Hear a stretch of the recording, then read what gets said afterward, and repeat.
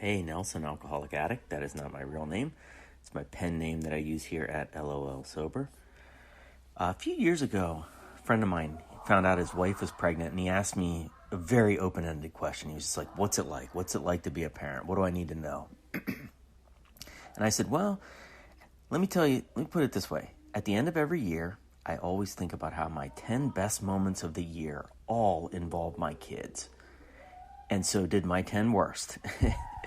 And I was joking, of course, but I do find that to kind of be true. Having kids is a roller coaster with plenty of ups and plenty of downs. And I think the down moments ultimately fade away and the good ones stick around. But I found it to be a constant scuffle of all the things that I have in my life outside of sobriety. My kids affect my sobriety as much as almost anything. It's a wild roller coaster. It's a good way to put it. Make no mistake, that's a good thing. I feel the joy of the ups and the sting of the downs because I'm sober, because I'm not numb all day, and I care deeply for my kids now. Many of my biggest motivations in life are to provide for them, to give them a great life. And that includes, not just monetary material things. It includes being a good father and showing them kindness and love, and hopefully they can learn from that.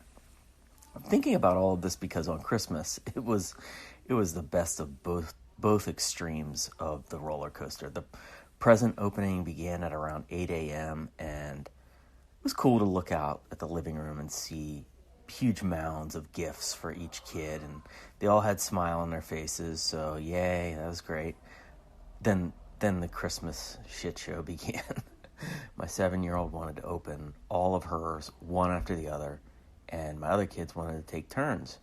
So we enforced that rule, and it went over like a can of fart spray in a church. The next 2 hours, yes, it took 2 full hours to just open the gifts because of all the bickering and tears and stops and starts and bathroom breaks, and it was a brutal display of the kids showing off their worst tendencies of self-centeredness, acting out, overreacting, greediness, snippy attitudes. I found myself clamping down on my jaw because I just thought it was ridiculous. And part of that is because their character defects are also my character defects. These are my factory settings.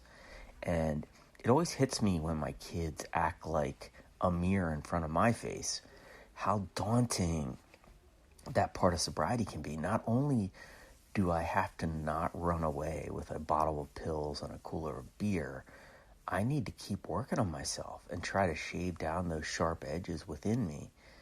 And then I also need to be the kind of dad who helps their kids work through their own character defects. So I have to not only do it, I have to help teach it.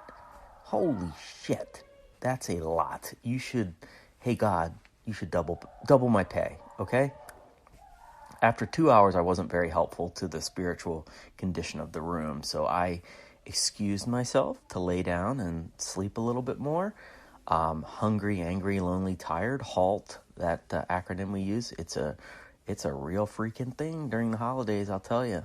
When I laid down, I got up and I felt quite a bit better, and I figured I'll try to aim any irritation that I'm feeling toward a more healthy thing. So I went in to clean up the kitchen, and as I washed the dishes, I could hear some more shitty attitudes flaring up in the other room, and I could feel my head start to shake and my teeth start to grind a little bit again, just pure frustration. And right about then, I'm doing the dishes, a small glass that I'm holding, it just shatters in my hand. It basically just exploded. All of the glass went down into one side of the sink somehow, so that was good. But I did end up with one tiny piece stuck in my finger, and it was pouring out blood pretty good.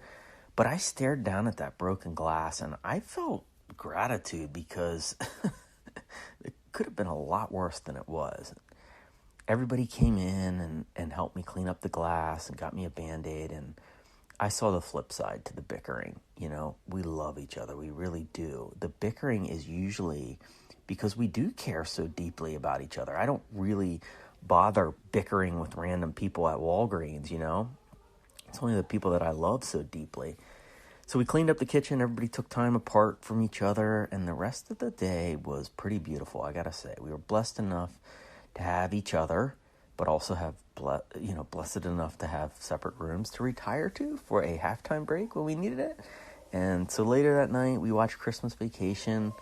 We had some laughs, and we went to bed. And so all in all, it was a top 10 day, maybe a bottom 10 one too. I don't know, but I'll probably forget that part of the equation in a few days. So thank you so much for letting me share.